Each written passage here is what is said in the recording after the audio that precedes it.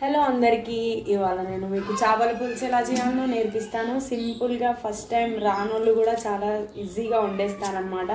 ఏం లేదండి, మీరు చేపల పులుసు ఎలా చేయాలో ప్రాసెస్కి అయితే వెళ్ళిపోదాం. చూడంగానే ఇంత సింపులా అని అనుకుంటారు వీడియో చూడంగానే. ఫస్ట్ టైం అయితే ఈ వీడియో చూస్తున్న వాళ్ళు లైక్ చేయండి అండ్ సబ్స్క్రైబ్ చేయడం మర్చిపోకండి. అండ్ ఏం లేదండి, చేపలు అయితే ఫ్రెష్గా కడుక్కోవాలి 2-3 సార్లు. దాని తర్వాత చింతపండును అయితే నానబెట్టేసుకోవాలి. తర్వాత ఉల్లిగడ్డలు, టమాటోలు, 2 పచ్చిమిర్చి అయితే తీసుకున్నాను ఇక్కడ. అండ్ ఇక్కడ తక్కువ క్వాంటిటీలో అంటే ఒక 1/2 kg పైననే ఉందన్నమాట, 1 kg కూడా ఏం లేదు. తర్వాత ఆనియన్ అయితే ఇలా ప్యూరీ చేసేసుకోవాలి. ప్యూరీ అంటే మరీ అంత కాదు, మిక్సీ జార్లో వేసేసుకొని మెత్తగా రుబ్బుకోవాలన్నమాట. ఆ తర్వాత ఆయిల్ వేసేసుకొని పోపు వేసుకోవాలన్నమాట. ఏం లేదండి, జీలకర్ర, పచ్చిమిర్చి అండ్ కరివేపాకు అయితే వేసుకున్నాను చూడండి. ఆ తర్వాత మనం ముందుగా ఆనియన్ అయితే పేస్ట్ చేసుకున్నాం కదా, అది వేసేసుకోవాలన్నమాట. ఎందుకంటే అది కొంచెం పచ్చి స్మెల్ పోవాలన్నమాట. పచ్చి స్మెల్ పోవాలనేసి కొద్దిసేపు అయితే ఇలా ఫ్రై చేసేసుకోవాలి. మనం టమాటోస్ కూడా ప్యూరీ చేసేసుకోవచ్చు, అంటే మెత్తగా మనం మిక్సీ జార్లో వేసేసుకోవచ్చు టమాటో. అండ్ ఆ తర్వాత పసుపు, అల్లం వెల్లుల్లి పేస్ట్ అయితే ఇలా వేసేసుకున్నాను, ఒక్కొక్క స్పూన్ అయితే. అండ్ ఆ తర్వాత ఇలా కలిపేసి కొద్దిసేపు అయితే మనము మూత పెట్టేసేయాలన్నమాట. అది కొద్దిగా మగ్గాలన్నమాట, కొద్దిగా ఉడికి ఫ్రై అవ్వాలి. ఆ లోపు మనమైతే ఏం లేదండి, సింపుల్ ఉండి ఏం లేదు. మసాలాకి చాలా ప్రాసెస్, తలకాయ నొప్పి, చాలా మసాలాలు అవన్నీ రుబ్బుకోవాలని అంటారు కదా. ఏం లేదు, సింపుల్గా నేను చూపిస్తాను. మసాలాలు కూడా ఇలా ఏమేమి తీసుకోవాలనేది చాలా టేస్ట్ ఉంటుంది. ఫిష్కి టేస్ట్ మంచిగా రావాలంటే ఈ చేపల పులుసుకి మసాలానే చాలా ఇంపార్టెంట్ అనమాట. ఏంటివి తీసుకోవాలంటే నేనైతే ఇలా పేస్ట్ చేసుకున్నాను, అంటే మెత్తగా మసాలా అయితే ప్రిపేర్ చేసుకున్నాను. పల్లీలు అండ్ పుట్నాలు తీసుకున్నాను అనమాట. అండ్ ఎండు కొబ్బరి కొద్దిగా తీసుకోవాలన్నమాట. అండ్ వాము, ధనియాలు అండ్ ఇలాచి, లవంగాలు ఇవి తీసుకోవాలన్నమాట. తర్వాత మనకు బిర్యానీ ఆకులు, దాల్చిన చెక్క అవన్నీ ఉంటాయి కదా, అవి కూడా కొన్ని తీసుకోవాలన్నమాట. అన్ని దూరగా మంచిగా ఫ్రై చేసేసుకొని తర్వాత మిక్సీ జార్లో అయితే వేసేసుకొని గ్రైండ్ చేసుకోవాలన్నమాట. మసాలా రెడీ అయిపోతుంది.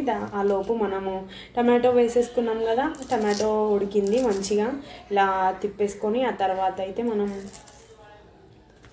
ఏం చేయాలంటే ముందుగా చింతపండునైతే నానబెట్టేసుకున్నాం కదండి, అదైతే మంచిగా నానింది. అదైతే జ్యూస్ చేసేసుకోవాలి, అంటే మంచిగా దాన్ని పిండేసుకోవాలన్నమాట.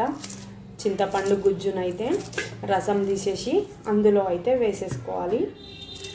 ఇలా మంచిగా టమాటోస్ ఉడికినాక చింతపండు గుజ్జునైతే ఇలా వేసేసుకుంటున్నాను. తర్వాత ఉప్పు, పసుపు, అల్లం వెల్లుల్లి పేస్ట్ అన్నీ వేసేసుకున్నాం కదా, కారం కూడా. తర్వాత చింతపండు గుజ్జునైతే వేసేసుకున్నాను.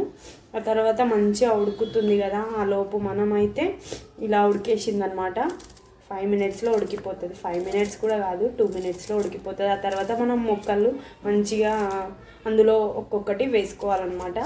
దాని తర్వాత ఏం లేదండి, అవి కూడా కొద్దిసేపు 5-10 మరీ ఎక్కువసేపు ఉడకనిస్తే మొత్తం ఇదైపోతుందన్నమాట, ముళ్ళులు అట్లనే ఉండిపోతాయి. మాంసం ఏమో ఇలా మెత్తగా ఉడికిపోతుంది అనమాట. 10 minutes చాలండి చేపల ఇలా ఉడకనికి. అది మనం మసాలా కూడా ముందుగా ప్రిపేర్ చేసుకున్నది, అది కూడా అందులో వేసేసుకున్నాను, మంచిగా ఉడికిపోతుంది అనేసి. ఏం లేదు, ఆ తర్వాత మనము కొద్దిసేపు అయితే క్యాప్ వేసేసుకోవాలి మూతని. అంతలోపు మీకు ఒకటి చెప్తాను, అంటే ఇది రియల్ స్టోరీ. మా ఇంట్లోనే జరిగిందనమాట. మా తాతమ్మ అండ్ మా నాయనమ్మ, మా తాతయ్య ఒక రోజు అయితే ఫిష్ తీసుకున్నారనమాట, చేపలు పులుసు పెట్టుకుందాం అనేసి.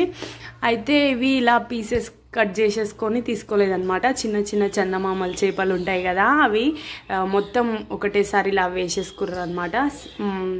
అంటే ఫిష్ మొత్తమే ఇలా కర్రీ వండేసుకుర్రు అనమాట. చిన్న ఉండే అనమాట, 5-6 అలా.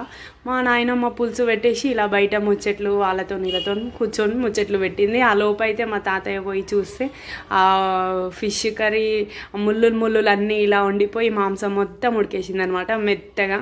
మీరు కూడా అలా చేయకండి, అండ్ ఇలా 5-10 minutes ఉడికిపోతుంది, చాలా తొందరగా అయిపోతుంది ఫిష్ కర్రీ. ఫైనల్లీ కొత్తిమీర పుదీనా అండ్ గరం మసాలా.